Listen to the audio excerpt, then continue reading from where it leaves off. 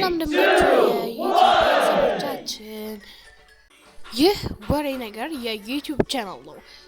ይህ የመጀመሪያው ቪዲዮአችን ሲሆን ዛሬ የምንነግራችሁ ኤሊየኖች እውን በምድር ላይ አሉ ወይንስ አፈታሪክ ናቸው የሚለውን ከመረጃዎች ጋር በማጠናከር ይዘን ወደ እናንተ ቀርበናል። ኤሊየኖች እውን ምድር ላይ አሉ ወይስ እየተነገረ ያለው አፈታሪክ ብቻ ነው? አንዳንድ ሰዎች እንዳዩት ከሆነ በአካባቢያቸው ላይ ኤሊየን የሚመስል ፍጡር እንደተመለከቱና አንዳንድ ሰዎች እንደተናገሩት ከሆነ ደግሞ ከተራራዎች አናት ላይ ብርሃንን ተመልክተዋል። እነዚህ ብርሃኖች ደግሞ የተገኙት የኤሊየኖች ይጠቀሟቸዋል ተብለው የሚታሰቡት እዚህ ጋር የምትመለከቷቸው ከኤሊየኖች በራሪ መሳሪያዎች ጋር ነው ብርሃኖቹ የታዩት።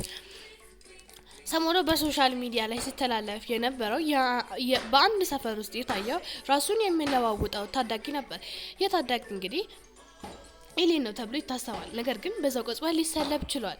ሳይንቲስቶች እንዳረጋገጡት ከሆነ እስከዛሬ በተገኙት ኤሊየኖች ይኖሩባቸዋል ተብሎ በታሰቡባቸው ቦታዎችና እስከዛሬ በተገኙትና በታዩት ማስረጃዎች መሰረቱን ኤሊየኖች ምድር ላይ አሉ ወይም ደግሞ ምድር ላይ ይገኛሉ ተብሎ ይታሰባል። እና እንደሚታወቀው እንግዲህ ኤሊየኖች ምድራችን ላይ ከመጡ ጉዳት ያደርሳሉ ወይም ደግሞ ከማህበረሰቡ ጋር ተስማምተው ይቆያሉ የሚለው እነሱ ከመጡ በኋላ የምናየው ይሆናል። ነገር ግን ሳይንስን የማይከተሉ አንዳንድ ሰዎች ኤሊየኖች የሉም ወይም ደግሞ አፈታሪክ ናቸው ብሎ የሚያምኑ ሰዎች አሉ። ነገር ግን ሳይንስ እንዳስቀምጠው ከሆነ እውን ምድር ላይ ኤሊየኖች አሉ ተብሏል። ምክንያቱም ምድር ላይ በተገኙት አንዳንድ ማስረጃዎች አማካኝነት ነው ማለት ነው። ክቡራን ተመልካቾቻችን እንግዲህ እናንተስ ምን ትላላችሁ? እውን ኤሊየኖች ምድር ላይ አሉ ወይስ እየተነገረ ያለው አፈታሪክ ነው?